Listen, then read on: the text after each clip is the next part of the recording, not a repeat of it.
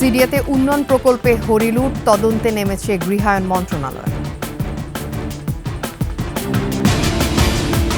ভারত চাইলে শেখ হাসিনাকে প্রত্যর্পণ নাও করতে পারে বলছেন বিশ্লেষকরা। ডক্টর ইউনুস সালিভান ফোন আলাপে বার্তা কি? বিশ্লেষকদের প্রশ্ন। হোয়াইট হাউসে বিবৃতিতে মানবাধিকারের গুরুত্ব।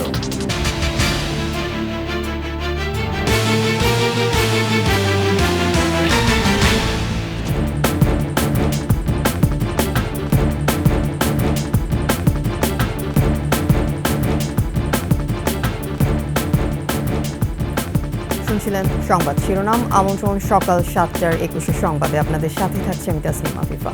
দর্শক, 21 টেলিভিশনের সংবাদ একই সাথে সরাসরি দেখতে পাবেন আমাদের ফেসবুক পেজ www.facebook.com/2124 অনলাইনে। এছাড়া সাবস্ক্রাইব করতে পারেন www.youtube.com/21ATV এই চ্যানেলে।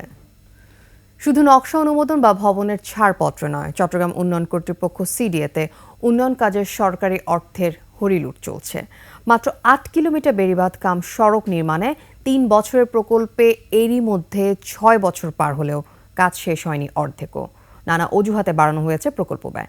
এদিকে সরকারি অর্থ লুটপাটের তথ্য উদ্ঘাটনে তদন্ত শুরু করেছে গৃহায়ণ ও গণপূর্ত মন্ত্রণালয়। চট্টগ্রাম থেকে রিপোর্ট করছেন হাসান ফেরদৌস, ক্যামেরায় ছিলেন বিপ্লব মজুমদার। কর্ণফুলী নদীর তীর ঘেঁষে কালুরঘাট সেতু থেকে চাকতাইখাল পর্যন্ত বেড়িবাঁধ কাম সড়ক নির্মাণের প্রকল্পটি নেওয়া হয় 2017 সালের জুলাইতে। ব্যয় ধরা হয় 2275 কোটি 52 লাখ টাকা। প্রকল্পের আওতায় বেড়িবাঁধ সহ 12টি স্লুইস গেট, রেগুলেটর নির্মাণ এবং 8 কিলোমিটার 4 লেনের সড়ক নির্মাণের করার কথা। 2020 সালে প্রকল্পের মেয়াদ শেষ হওয়ার কথা থাকলেও দফায় দফায় বাড়ানো হয় সময়। 3 বছর মেয়াদী প্রকল্পটির মেয়াদ এর মধ্যেই শেষ হয়েছে। 6 বছর অতিক্রান্ত হলেও প্রকল্পটির কাজ এখনও শেষ হয়নি। অধিকাংশ জায়গায় এখনও পর্যন্ত এভাবে পড়ে আছে। প্রকল্পের খরচ এর মধ্যে বেড়েছে 471 কোটি টাকা। সড়কটি নির্মাণে এর মধ্যেই খরচ হচ্ছে প্রায় 2746 কোটি টাকা। স্থানীয়দের অভিযোগ, প্রকল্পের আওতায় জমি অধিগ্রহণ করা হলেও এখনও অধিগ্রহণের টাকা দেয়নি সিডিএ। এখন মোটামুটি 7 বছর হয়েছে, 3 বছরের মধ্যে হয়ে যাবে বলছিল। এখন এর মধ্যে আমাদের টাকাও দিব বলছিল। মুখে জিয়ে হোক বেগুনে গাছপালা ফুজি মানে ক্ষতিপূরণ দিব, ডাব গাছর মাদার গাছর যাতে যেদিন আছে টানা বাদির হচ্ছে বেগুন ক্ষতিপূরণ দিব হই, কিন্তু নাও ভাই। নানা অজুহাতে প্রকল্পের মেয়াদ বৃদ্ধি এবং সময় ক্ষেপণে অসন্তোষ প্রকাশ করেছেন নাগরিক আন্দোলনের নেতারা। এর ফলে সরকারি অর্থ লুটপাট হচ্ছে বলে অভিযোগ করেন তারা। আমার জানা মতে 600 থেকে 650 কোটি টাকার মতো ল্যান্ড একুইজিশনের জন্য, এটা ভূমি হুকুম দখলের জন্য বরাদ্দ ছিল। যেহেতু এখানে বিশাল একটা ভূমি খাস জমি আছে সরকারি নদীর পাশে, তো এখানে দীর্ঘসূত্রিতা হওয়ার কথা না। সিডিএর চেয়ারম্যান জানান, এইসব প্রকল্পে অনিয়ম ও জড়িতদের ধরতে কাজ করছে মন্ত্রণালয়ের তদন্ত কমিটি। মন্ত্রণালয়ের একটা কমিটি গঠন করা হয়েছে। তারা অন্যান্য প্রতিষ্ঠানে যেমন করছে, সিডিএর বিভিন্ন প্রকল্প নিয়ে তারা এগুলো পরিবীক্ষণ করবেন, তারা পর্যবেক্ষণ করবেন। এখানে যদি দুর্নীতি হয়ে থাকে, কি দুর্নীতি হয়েছে তারা সেটা নির্ণয় করবেন। বিভিন্ন মেগা প্রকল্পের নামে চট্টগ্রামে হাসিনা সরকারের আমলে বরাদ্দ দেওয়া হয় 18,000 কোটি টাকা। আর এইসব প্রকল্পের মেয়াদ বৃদ্ধির নামে বাড়তি বরাদ্দ নেওয়া হয় আরও 7,000 কোটি টাকা। হাসান ফেরদৌস, 21 টেলিভিশন, চট্টগ্রাম। শেখ হাসিনাকে ভারত থেকে ফেরাতে পারলে বিচার প্রক্রিয়া ভালোভাবে সম্পন্ন করা যাবে বলে মন্তব্য করেছেন চিফ প্রসিকিউটর তাজুল ইসলাম। এদিকে বাংলাদেশে প্রত্যর্পণের অনুরোধের বিরুদ্ধে শেখ হাসিনা তেমন কিছু করার নেই, তবে ভারত সরকার চাইলে চুক্তি অনুযায়ী ফেরত নাও দিতে পারে, জানিয়েছেন আইনজীবী ও মানবাধিকার কর্মী জ্যোতির্ময় বড়ুয়া। আর কূটনীতিকরা বলছেন চাইলে আইনের সহায়তা নিতে পারেন শেখ হাসিনা। রিপোর্ট আফসানা নীলার। বাংলাদেশে জুলাই আগস্টের ঘটনায় গণহত্যার মামলায় সাবেক প্রধানমন্ত্রী শেখ হাসিনা অন্যতম আসামি। মামলায় গত 17 অক্টোবর শেখ হাসিনার বিরুদ্ধে গ্রেপ্তারি পরোয়ানা জারি করে ট্রাইব্যুনাল।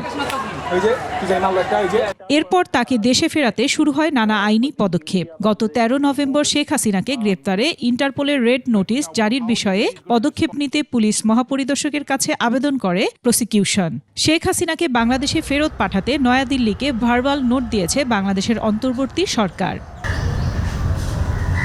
শেখ হাসিনার প্রত্যর্পণ নিয়ে মঙ্গলবার দুপুরে সাংবাদিকদের প্রশ্নের জবাবে চিফ প্রসিকিউটর তাজুল ইসলাম জানান, শেখ হাসিনাকে ফেরাতে ভারতের সাথে বন্দি বিনিময় চুক্তি অনুযায়ী চিঠি দেওয়া হয়েছে।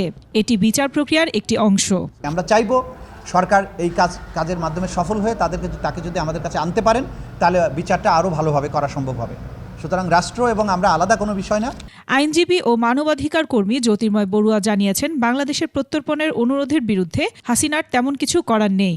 ভারতের কাছে এখন শেখ হাসিনাকে যেভাবে ফেরত চাওয়া হয়েছে, আমার মনে হয় যে এটা বন্দি বিনিময় চুক্তির অধীনে পড়ে, কিন্তু সেখানে একটি বিষয় আছে যে তাকে যদি ইলিগালি পারসিকিউশন করা হয় তাহলে সেক্ষেত্রে ফেরত দিতে না পারার সিদ্ধান্ত নেওয়ার একটা অপশানও সেই বন্দি বিনিময় চুক্তির মধ্যে কিন্তু আছে। আর যে কোনো ধরনের আইনের সহায়তা শেখ হাসিনা নিতে পারেন বলে জানালেন এই কূটনীতিক। উনি শ্রেষ্ঠ লয়ার নিয়ে আসুক, উনি আনতেই পারেন, উনি বিচারের সম্মুখীন হবেন না, কারণ উনি জানেন উনি কি করেছেন। হ্যাঁ, উনি হয়তো নিজেকে মনে করতে পারেন উনি আইনের ঊর্ধ্বে, কারণ একজন সাইকোপ্যাথিক পার্সন হিসেবে এটা মনে করা খুবই স্বাভাবিক। বাংলাদেশে নিযুক্ত ভারতের সাবেক হাই কমিশনার মহেশ সাজদেব জানিয়েছেন, সাবেক প্রধানমন্ত্রী শেখ হাসিনা বাংলাদেশ সরকারের প্রত্যর্পণ অনুরোধের বিরুদ্ধে আদালতে যেতে পারেন। আফসানা নীলা, 21 টেলিভিশন, ঢাকা। যুক্তরাষ্ট্রের জাতীয় নিরাপত্তা উপদেষ্টা জ্যাক সালিভান ও বাংলাদেশের প্রধান উপদেষ্টা অধ্যাপক ডক্টর মোহাম্মদ ইউনূসের ফোন আলাপে ধর্ম বর্ণ নির্বিশেষে সবার মানবাধিকার রক্ষার প্রতিশ্রুতি জানানো হয়েছে। বিবৃতিতে এমনটাই জানিয়েছে হোয়াইট হাউস। কূটনীতিকরা বলছেন, বিবৃতিতে উল্লেখিত উদ্বেগগুলোকে গুরুত্বের সাথে দেখতে হবে। আরও জানাচ্ছেন নাহিদ সিরাজি নিম্মি। যুক্তরাষ্ট্রের জাতীয় নিরাপত্তা উপদেষ্টা জেইক সুলিভান টেলিফোন করেন বাংলাদেশের প্রধান উপদেষ্টা ডক্টর মোহাম্মদ ইউনূসকে। সোমবার এ নিয়ে বিবৃতি প্রকাশ করে হোয়াইট হাউস। মঙ্গলবার প্রধান উপদেষ্টার প্রেস উইং থেকেও আসে বিবৃতি। তাদের আলোচনায় প্রাধান্য পায় ধর্ম বর্ণ নির্বিশেষে মানবাধিকারের পাশাপাশি নিরাপত্তার বিষয়াবলী। বাংলাদেশের সংখ্যালঘুদের উপর নির্যাতন নিয়ে যে অপপ্রচার চলছে, তার মধ্যেই বাইডেন প্রশাসনের এমন বার্তা। ভারতের বাংলাদেশকে পশ্চিমা বিশ্বের কাছে ছোট করার একটা অপচেষ্টাই হল এই সাম্প্রদায়িক দ্বন্দ্বের প্রচারণা, এমনটাই মন্তব্য করে এই কূটনীতিক বললেন, বাইডেন প্রশাসনকে সেই দেশে ভারতীয় নাগরিকদের চাপই বাধ্য করেছে দেশটির জাতীয় নিরাপত্তা উপদেষ্টা জেইক সুলিভানকে দিয়ে কথা বলাতে। বাইডেনকে দিয়ে বলানো হয়েছিল যে উনি কনসার্ন, এবং এইবার জ্যাক সুলিভানকে দিয়ে ফোন করাইতে হইল বোঝানোর জন্য যে এই বাইডেন সরকার বাংলাদেশে ভারতের যে সংখ্যালঘুর ব্যাপারে যে উদ্বেগ আছে সেটাকে তারা গুরুত্ব দেয়। তবে প্রধান উপদেষ্টার প্রেস উইংয়ের বিবৃতি থেকে বাদ দেওয়া হয় সংখ্যালঘুদের উপর নির্যাতন, আইন শৃঙ্খলার অবনতির কথা। কিন্তু কেন বাদ দেওয়া হলো সে বিষয়ে জানতে চাইলে সাবেক এই কূটনীতিক বলেন, ইতিবাচক চিন্তা করেই বাদ দেওয়া হয়েছে এই লাইন। এইটা আমাদের লোকজন হয়তো ইচ্ছা করে বাদ দিয়েছে, বা এরা পজিটিভটাই হাইলাইট করেছে। তো খালি পজিটিভের জন্য তো আর ফোন করার দরকার করে না। এই পর্যায়ের লোকের তাদের একটা কনসার্ন তৈরি হয়েছে, সেই কনসার্নটাই তারা এক্সপ্রেস করার জন্য ফোনটা করেছে। হোয়াইট হাউসের বিবৃতিতে উল্লেখিত উদ্বেগগুলোকেই গুরুত্ব দিতে বললেন এই কূটনীতিক। যেগুলি বললাম যে কনসার্নগুলো আছে, এই কনসার্নগুলোর ব্যাপারে বাড়তি মনোযোগ দেওয়া দরকার। নাহিদ সিরাজি নিম্মি, 21 টেলিভিশন, ঢাকা। দেশের বেশিরভাগ অঞ্চলে জেঁকে বসেছে শীত। মৃদু শৈত্যপ্রবাহ মৌলভীবাজারের শ্রীমঙ্গলে। সকাল পর্যন্ত মাঝারি কুয়াশায় আচ্ছন্ন থাকছে পথঘাট। পঞ্চগড়, ঠাকুরগাঁও ও মাদারীপুরে কালকিনিতে শীতের দাপটে ব্যাহত স্বাভাবিক জীবনযাত্রা। ঠান্ডা বেড়ে যাওয়ায় বিপাকে সাধারণ মানুষ, এদিকে শীতে বাড়ছে ঠান্ডাজনিত রোগ। হাসপাতালগুলোতে বাড়ছে রোগীর চাপ। শীতজনিত রোগ থেকে বাঁচতে সচেতন থাকার পরামর্শ চিকিৎসকদের।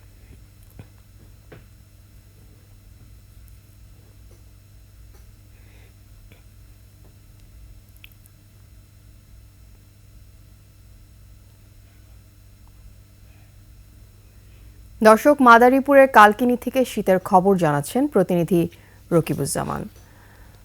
রকিব, আমাকে নিশ্চয়ই শুনতে পাচ্ছেন। মাদারীপুরের সার্বিক পরিস্থিতি কি শীতের, সেটা আমাদেরকে জানান। জি, ধন্যবাদ আফিফা। আপনি যেমনটা জানাচ্ছিলেন, সারা দেশের মতো কিন্তু মাদারীপুরের কালকিনিতেও জেঁকে বসেছে শীত। আর এই শীতের প্রভাবটা পৌষের শুরু থেকেই শুরু হয়েছে। দিন যত যাচ্ছে শীতের তীব্রতা কিন্তু বেড়েই চলেছে। আর এই এলাকার বেশিরভাগ অঞ্চলের মানুষ কিন্তু আগে সূর্য ওঠার সাথে সাথেই তারা কিন্তু কর্মব্যস্ত হয়ে পড়তো। এখন সেখানে কিন্তু বেলা প্রায় 9টা-10টা পর্যন্ত রাস্তাঘাটে তেমন লোকজন দেখা যাচ্ছে না। এর মাঝেও যদি কিছু খেটে খাওয়া লোকজন যারা বের হচ্ছে অটোরিকশা বা ভ্যান নিয়ে, তারা কিন্তু পর্যাপ্ত যাত্রীও পাচ্ছে না। তাই এক প্রকার বলা যায় এইসব খেটে খাওয়া মানুষের কিন্তু ভোগান্তি আরও এই শীতের কারণে বেড়েছে। আমি যদি আপনাদের একটু দেখাই যে আমি এখন রয়েছে যে মাঠটিতে, এই মাঠটিতে কিন্তু একসময় এই সময়টায় অনেক কৃষক কাজ করত। শীতের কারণে কিন্তু তারা মাঠে এখন ঠিকমতো আসতে পারতেছে না। পাশাপাশি তাদের যেই অন্যান্য যে কর্মকাণ্ড তারাও কিন্তু সেইগুলো থেকে ব্যাহত হচ্ছে। আমি শীতের ব্যাপারে কথা বলেছিলাম আমাদের কালকিনি উপজেলা স্বাস্থ্য কমপ্লেক্সের আরএমও ওয়াহিদুজ্জামানের সাথে। তিনি আমাকে যেমনটা জানিয়েছেন এই শীতের কারণে কিন্তু হাসপাতালে রোগীর সংখ্যা বেড়েছে। বিশেষ করে এই শীতজনিত কারণে শিশু এবং বৃদ্ধ রোগীদের বেশি দেখা যাচ্ছে। তিনি আমাকে যেমনটা জানিয়েছেন যে গত এক সপ্তাহে কালকিনি উপজেলা স্বাস্থ্য কমপ্লেক্সে প্রায় 70 জন রোগী ডায়রিয়া রোগে আক্রান্ত হয়ে ভর্তি হয়েছে শীতজনিত কারণে। পাশাপাশি প্রায় 1.5 শতাধিক রোগী বিভিন্ন ঠান্ডা, জ্বর, শ্বাসকষ্ট সহ বিভিন্ন রোগে এখানে চিকিৎসা নিয়েছেন। এছাড়া যেই অন্যান্য যেই বাজারঘাটগুলো আছে সেখানে আমি ঘুরে দেখেছি। শীতের কারণে কিন্তু অনেকটাই জড়সড় লোকজন এখন, তারা কিন্তু কর্মব্যস্ততা অনেকটাই কমে গিয়েছে। তো বলা যায় বান্দারীপুরের কালকিনিতে অন্যান্য দেশের অন্যান্য এলাকার মতোই এই শীতের তীব্রতা বেড়েছে। পৌষের শুরু থেকেই শীতের তীব্রতা এবং এটা দিন যত যাচ্ছে ততই বেড়ে চলছে। তো এই ছিল আমার কাছে মাদারীপুর কালকিনি থেকে সর্বশেষ শীতের। আফিফা। রকিব, ধন্যবাদ আপনাকে। দর্শক, মাদারীপুরের কালকিনি থেকে আমাদের সঙ্গে যুক্ত হয়েছিলেন সহকর্মী রকিবুজ্জামান। আর এরই সাথে শেষ করছি সকাল 7টার 21 সংবাদ। যাবার আগে সংবাদ শিরোনামগুলো আরও একবার। সিরিয়াতে উন্নয়ন প্রকল্পে হরিলুট তদন্তে নেমেছে গৃহায়ণ মন্ত্রণালয়। ভারত চাইলে শেখ হাসিনাকে প্রত্যর্পণ নাও করতে পারে বলছেন বিশ্লেষকরা। ডক্টর ইউনুস সালিভান ফোন আলাপে বার্তা কি? বিশ্লেষকদের প্রশ্ন। হোয়াইট হাউসের বিবৃতিতে মানবাধিকারের গুরুত্ব।